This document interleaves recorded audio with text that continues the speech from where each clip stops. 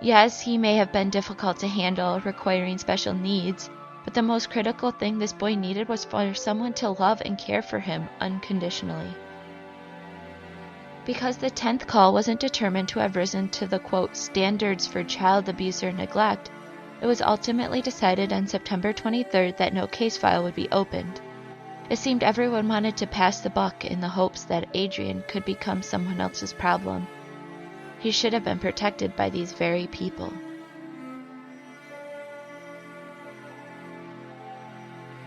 On October 4th, 2014, Heather emailed the therapist Adrian saw at Spofford that he continued to show the same disruptive behaviors. On October 4th, 2014, Heather emailed the therapist Adrian saw at Spofford and indicated that he continued to show the same destructive behaviors. She was having a hard time dealing with him. The therapist emailed back on October 9th, 5 entire days later, reminding Heather that she should follow the treatment plan they discharged Adrian with. Adrian needed a schedule maintained that included his therapist appointments and a structured environment. Despite Heather's obvious call for help and Adrian's suicidal ideology, the therapist never contacted police or any other authorities to warn of the danger that Adrian could be to himself. At this point, literally no one was looking out for Adrian's best interests. Between 2014 and 2015 alone, numerous calls were placed on the various hotlines, reporting the horror inflicted upon this child. These calls were apart from the ones we've detailed. These calls were worse. People were saying there were horrific pictures Heather was posting on her Facebook page. Photos that depicted her adorable little stepson with bruised hands, teeth rotting out of his mouth, and a bloody mouth. Other images showed Adrian sitting with a plate of food in front of him, but Adrian was tied to a chair and had a bar of soap forced into his mouth. These pictures were so traumatic for people to see that the need to report was so strong. Yet Kansas DCF never investigated or even responded to the calls related to the Facebook photos. This is just one more of the mounting failures to protect a little boy, to save his life. On November 25, 2015, a 911 call was placed to report a domestic dispute between Mike and Heather. When they showed up to the house, Heather informed police that if they looked around their property, they would find human bones. As if this likely wasn't enough to intervene, Heather displayed injuries consistent with being choked and beaten. She further maintained that Mike shot a gun at her. However, no evidence was located to support this claim. Knowing he was in serious trouble, Mike fled in a gold 2009 GMC Yukon. It's unclear if he really thought he would get away, but regardless, people did catch and arrest Mike for aggravated battery and aggravated assault for beating Heather up. Both charges were felonies. Adrian's last days were filled with the worst kind of torture and fear you could possibly imagine. Yes, the abuse he suffered got worse, because such a thing is possible in this world, and that fact should shock us all. Adrian was confined to a shower stall for hours on end, forced to stay there, completely naked. Food was withheld in an effort to starve the child to death. Adrian was so weak from lack of food, nutrition, water, and sleep, he could barely hold himself up in his shower stall prison. The plan to starve his own child out worked. Adrian died all alone in that shower stall and was left there like trash. Except these people probably even treated their trash better than they treated this precious child. After 2 weeks of Adrian's body lying in the shower, the couple needed to do something, and they did one of the most imaginable things any person could do. They went out and purchased a couple pigs. Yes, pigs, the farm animals. In what can only be described as psychopathic, the couple starved the pigs for several days to get them good and hungry. Then Adrian Jones was fed to the ravaging pigs to feast upon his tortured little body. His own father and stepmother hated Adrian so much that they could treat him so carelessly and cruelly. It is so disgusting and such a disrespectful way to treat human life.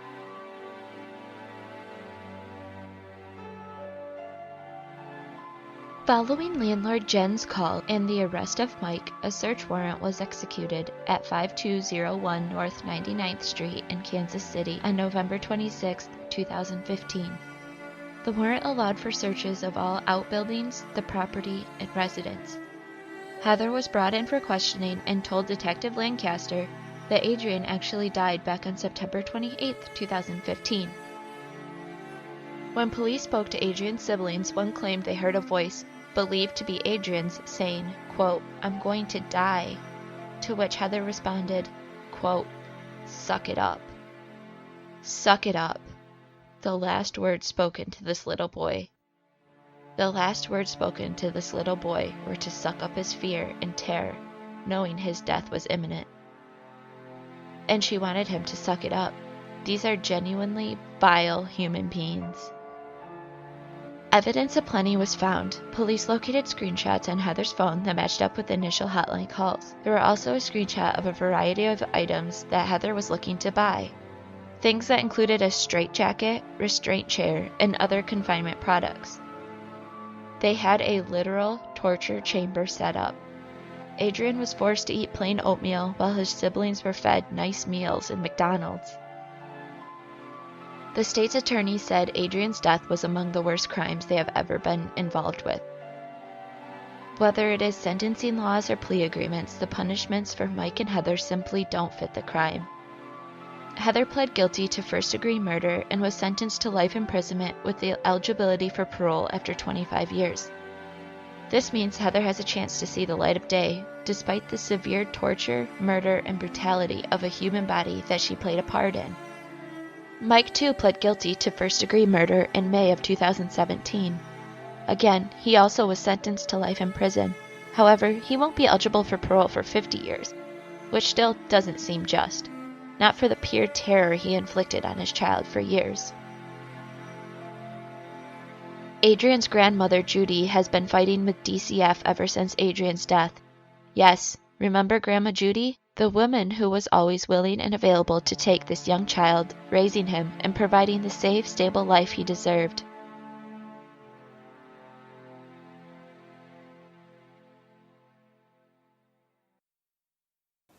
I knew I was going to have to be strong enough because I want justice for Adrian.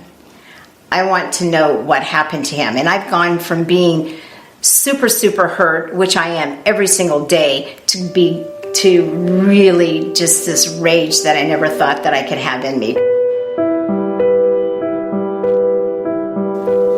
He was always happy.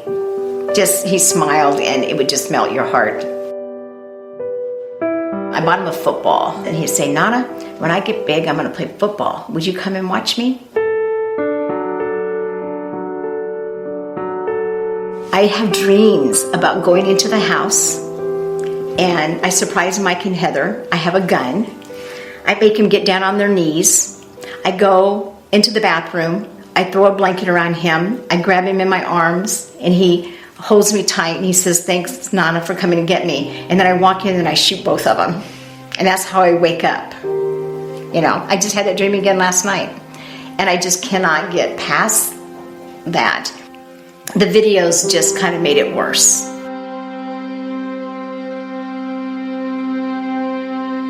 They had 32 video cameras, surveillance cameras in the house.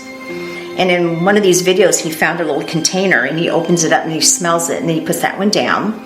Then he finds another container, he picks that up and he looks inside and he smells it. And then you can see him putting his fingers in there and eating what was on there.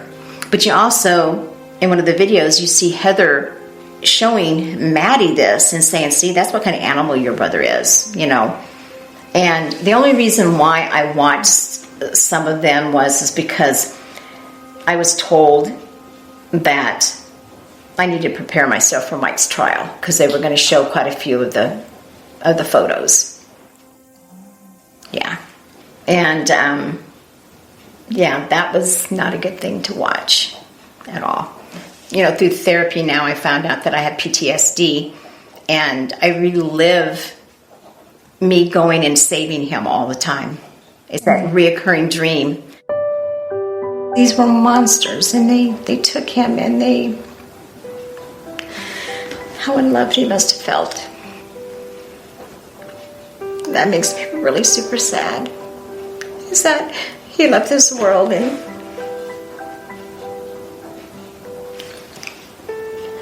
I'm sure he didn't feel loved at all.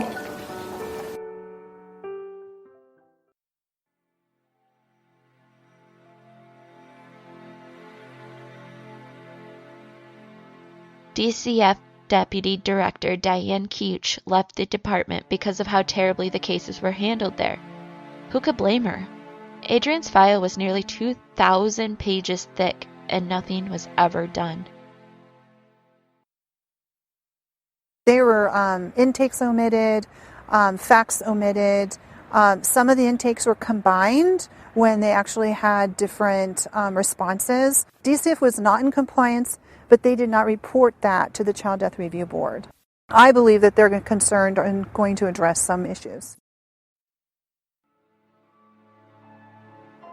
Grandma Judy, Adrian's biological mom, and her daughter, Adrian's sister, filed a $25,000 wrongful death suit against the child and family agencies that failed him.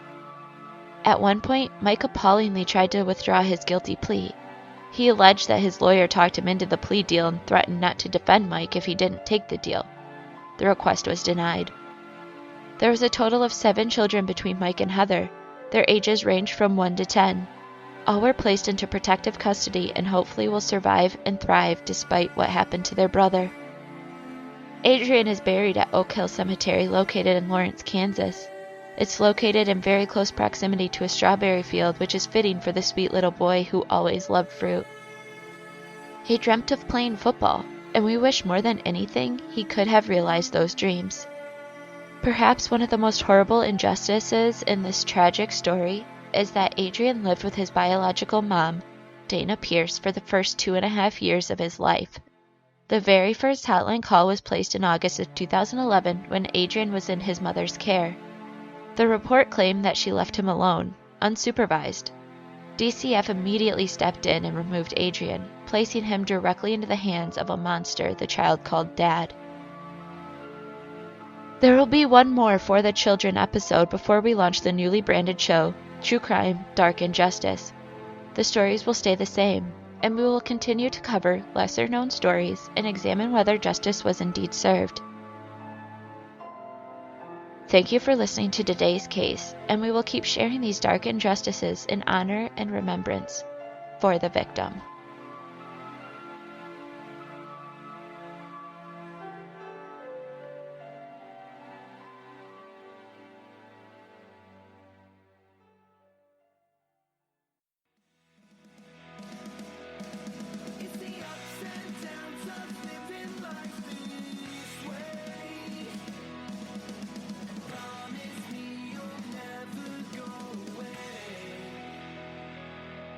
Just stay with me through one more night, because it's always darkest before the light. And now I promise you, I'll never turn away.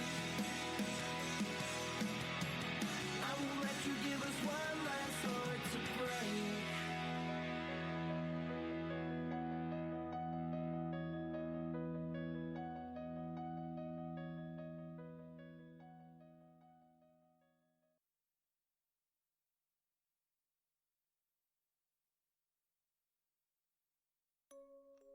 A fascination with the unknown has led me to research countless unsolved murders and missing persons cases.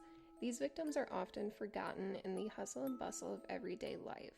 Nevertheless, they need their cases recognized in order to keep investigators working on it. These victims also deserve justice and peace in the afterlife. Here I will share them all with you, giving both the facts and the theories every Wednesday at 3:30 a.m. Check out The Great Unsolved for more information.